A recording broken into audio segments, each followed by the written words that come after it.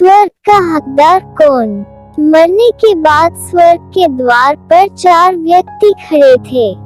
इन 4 व्यक्तियों में पहला राजा था, दूसरा एक बिजनेसमैन था, तीसरा पंडित था और चौथा एक आम आदमी मजदूर था। किसी को भी यह पता नहीं था कि कौन स्वर्ग के अंदर प्रवेश कर पाएगा और कौन वहीं से वापस लौटा दिया जाएगा। सब स्वर्ग का दरवाजा खुलने की राह देख रहे थे और आपस में बातें कर रहे थे, जैसे कि राजा को मरने से पहले से ही आदत थी। उसने अपनी बात सबसे पहले बताई। राजा ने कहा, मैं बहुत प्रख्यात राजा हूँ। मैंने धरती पर अपना बहुत नाम कमाया है, इसलिए पूरी संभावना है कि मैं ही स्वर्ग में जाऊंगा।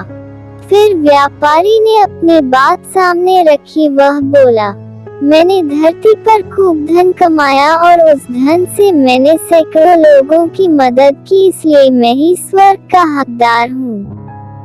अब बारी थी पंडित की, तो पंडित ने मुंह खोला और सबको यह कहा, चाहे तुम जो सोच लो, लेकिन यह बात तो तय है कि स्वर्ग के दरवाजे खुलेंगे तो मेरे लिए ही।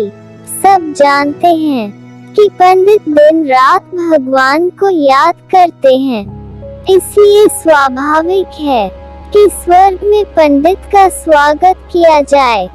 जब सबने अपना अपना पक्ष रख दिया, तब सबकी नजर उस मजदूर पर थी, जो चुपचाप अपनी नजरें नीचे झुकाए बिना कुछ बोले वहीं पर खड़ा रहा। स्वर्ग का दरवाजा खुला और वहां पर एक देवदूत आकर खड़ा हो गया। देवदूत के हाथों में एक पुस्तक थी, जिसमें इन सभी के कर्मों के बारे में लिखा हुआ था। देवदूत ने सबसे पहले राजा को अपने पास बुलाया और उसको पूछा, तुम बताओ, तुमने अपने जीवन में क्या क्या अच्छे कर्म किए हैं? मैं उन्हें इस पुस्तक में देखकर फैसला करूंगा कि तुम्हें अंदर आने देना है या नहीं। राजा ने कहा, मेरा राज्य जितना बड़ा था उतना ही समृद्ध था और मेरी राज्य के सभी लोग खुशहाल थे। सभी बड़े आनंद से रहते थे। मैंने उन्हें कभी भी किसी भी चीज की कमी नहीं होने दी। यही मेरे अच्छे कर्म हैं। देवदूत ने अपने पुस्तक में देखा और देखने के बाद राजा से कहा, तुम सच बोलते हो, तुमने अपने राज्य की प्रजा को बहुत सुखी रखा था, लेकिन तुमने अपने राज्य की सीमा बढ़ाने के लिए जितने युद्ध किए थे, उन युद्ध की वजह से हजारों सैनिकों ने अपनी जान गंवा दी थी। उन हजारों सैनिकों के परिवार के दुख का कारण तुम बने थे, इसलिए तुम स्वर्ग में नहीं आ सकते। अब बारी थी व्यापारी की। व्यापारी से जब देवदूत ने पूछा कि तुम्हारे अच्छे कर्म क्या है, तब व्यापारी ने उससे कहा, मैंने सैकड़ों लोगों को खाना खिलाया है, कई आश्रमों में दान किया है, कई निराश्रित लोगों के लिए घर बना कर दिया है। यह मेरे अच्छे कर्म हैं। देवदूत ने फिर से अपने पुस्तक में ध्यान से देखा और देखने के बाद व्यापारी से कहा, तुम्हारा कहना भी ठीक है कि तुमने बहुत दान धर्म किया है, लेकिन यह दान धर्म तुमने जिन पैसों से किया है, उन पैसों को कमाने के लिए तुमने न जाने कितने झूठ बोले हैं, कितनी हेराफेरिया की है और कितनी मिलावटी की है, इसलिए तुम भी स्वर्ग में नहीं आ सकते।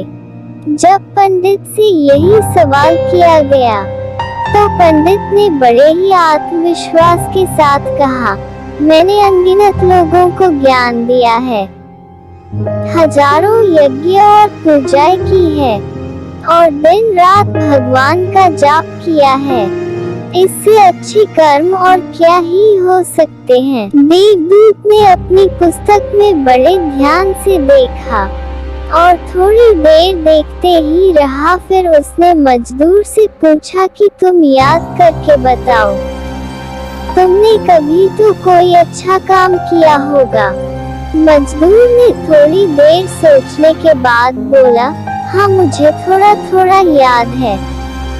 एक बार मैं बहुत भूखा था और मैं खाना ही खाने बैठा था कि एक बहुत ही कमजोर कुत्ता जो ठीक से चल भी नहीं पा रहा था, वह मेरे पास आ गया और मेरे खाने को देखने लगा। तब मैंने अपनी रोटी उसे खिला दी थी और उस दिन मैं खुद भूखा सोया था।